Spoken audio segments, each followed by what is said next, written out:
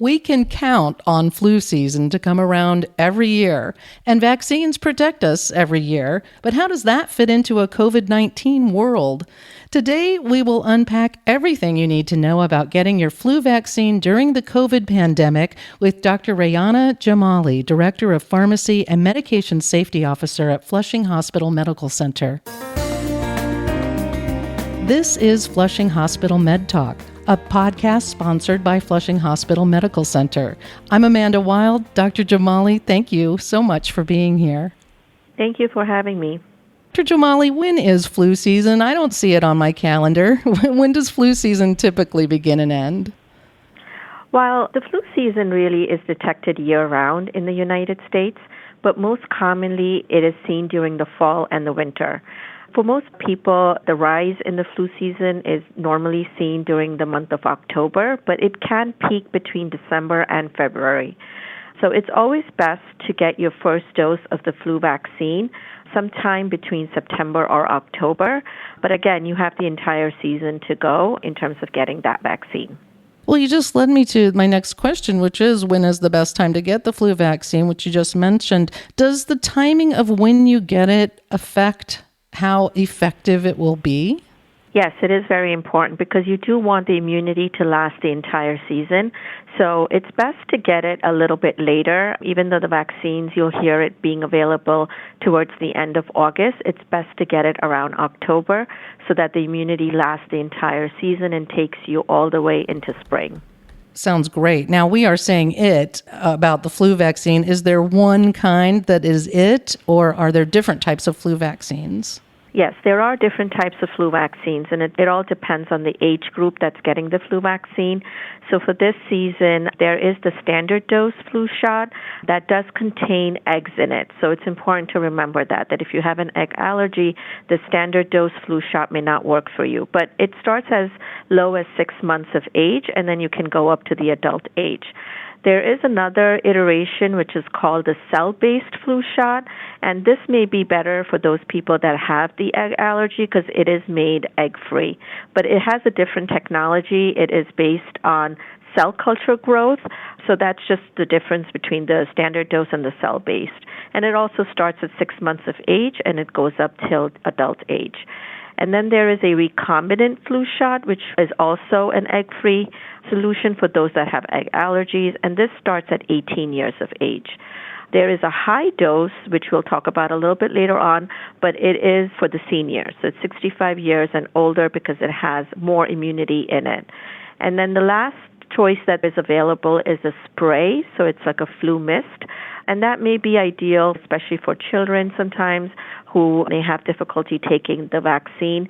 And this is really ideal for 2 years up to 49 years of age. But there are some people that cannot take the flu mist because of certain conditions like pregnancy or immunocompromised or other medical conditions. Would you say all of these vaccines are equal in their effectiveness? They are equal in their effectiveness. The only difference would be is the high-dose Fluzone, which does have 4 times the amount of antigen in it. And for this season, it has been recommended by the CDC for people 65 years and older. And why wouldn't we give that high dose to a younger age group? It's not approved by the FDA. Well, now we're talking about getting the flu vaccine and who can get it and what the choices are. But now, as I mentioned, we're in this COVID-19 world. Has the COVID pandemic affected how people view the flu vaccine? Yes, so it's important. There is some confusion out there that as long as people have the COVID vaccine, that they do not need the flu vaccine, but that's just a myth. The flu virus and the COVID-19 virus, they're 2 different viruses. So you do need protection against each one of those viruses. So the flu shot provides immunity that protects against something called influenza, and the COVID-19 vaccine provides protection against COVID-19 viruses.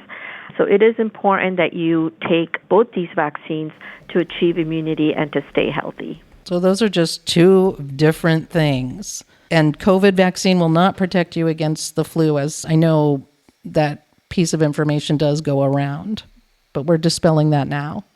Yes, They're two different viruses. And the other important thing to remember is that the flu vaccine is important because the flu viruses change every season. So this is why we need immunity every year. So some people think that, okay, I took it last season, why do I need it this season? Unfortunately, there is mutation, and so there are different iteration of the virus. And the vaccine is designed specifically based on research in terms of the type of virus that will show up this season. Oh, so what is developing or has developed over the previous few months? Yes. So how long does that last? If you're vaccinated against the flu for that season, you're saying, of course, you have to get a shot the next season, but the shot of the previous season, will that still last against the previous season's viruses? Yes, so it's not 100%, but it will give you immunity and protection so that you don't end up having a serious illness or end up having hospitalization. Like I said, if you get vaccinated around October, the beginning of the season, it will provide you immunity all the way into spring and even early summer. And then the development of the new vaccine happens, and that becomes available again early fall so that you can get protection the following season. But the peak of the viruses happens in the fall. So that's where you really want to make sure that you get vaccinated around that time. And speaking of timing, is it safe to get the flu shot, the flu vaccine, the same time as a COVID vaccine or a COVID booster? Actually, it's not only safe, but it's actually recommended because you end up saving time and money. Because if you set up an appointment with your healthcare provider and you're taking time off from work or from school, it is better to kind of get both the shots at the same time. Some people do prefer getting it in different arms because there is soreness after getting these vaccines, so you may want to get it in different arms. You will get some side effects from the vaccine, so that's something for you to watch out. And then if you do have a history of allergies or anaphylaxis from just any injectable drugs, then in that case, you may want to speak to an allergist and look at the recommendations that the allergist provides to you. But other than that, it's actually safe to get both vaccines at the same time. And what if you currently have or recently had COVID? Does that affect when you get the flu vaccine? Can you still get it? Okay, let's say you do have COVID as we speak right now. It's recommended to wait. The reason behind it is not that the flu vaccine would not be effective or that there would be adverse side effects to it. The reason being is that you are at that point infectious. So you don't want to expose other folks around you to COVID-19. So it's recommended that you kind of wait it out, make sure that you're asymptomatic, you don't have those symptoms anymore, and then get the flu vaccine. So that's the only reason that you should wait out. But if you've had COVID-19 recently and you recovered from it, then there is no harm in getting a flu vaccine. So the only time you wait really is to protect others. Yes. Now, you have dispelled a couple myths already. The primary one being the flu shot and the COVID shot are two different vaccines for two different things, and they don't affect each other in terms of efficacy. Can you take this last opportunity to dispel any other misconceptions or myths about the flu vaccine? Yes, so there is a myth out there with certain folks thinking that once they get the flu vaccine, that they will get a flu illness from it. And that's not the case. What happens usually is that right around the time that you're getting the flu vaccine, you may have gotten exposed to somebody with flu, and then you get the flu vaccine, and then you end up having symptoms of the flu illness. So it's only because the timing of it was so near to the time that you got the flu vaccine. But you do not get flu from the flu vaccine. What is in the vaccine are inactivated. These are already killed viruses, which will not end up giving you the flu illness. So that's something that people need to understand, because a lot of people, after getting the flu vaccine, if they do get the flu illness, if it's right away, it's because they got exposed very close to the time that they got the flu vaccine. So no relationship there. No relationship there, because these are killed viruses. They will not give you the flu illness. The other myth that is out there is that as a side effect, you may get high fever after you get the flu vaccine, or if you do get a flu during the season, folks feel that they need an antibiotic. An antibiotic in this case will not work. If you're dealing with a viral infection, antibiotics only kill bacteria.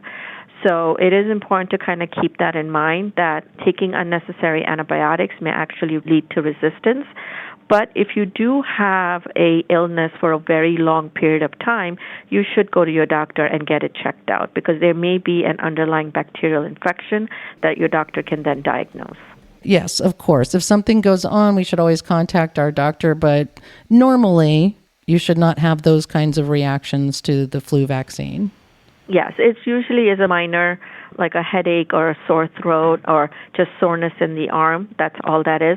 But if you do end up getting the flu itself and you have a high fever from it, it's best to just take a anti-fever medication. If it lingers for some time, then you should go see your doctor, because there might be an underlying bacterial infection. But you shouldn't really go on to any antibiotics right away, because the antibiotics are only going to work towards a bacterial infection and not viral.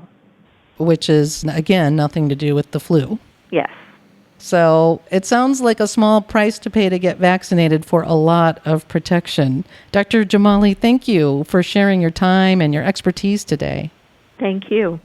To speak with a pharmacist at Flushing Hospital, please call 718-353-3. For more information about the services Flushing Hospital offers, visit our website at flushinghospital.org/podcasts. All content of this podcast is intended for general information purposes only and is not intended or implied to be a substitute for professional medical advice, diagnosis, or treatment.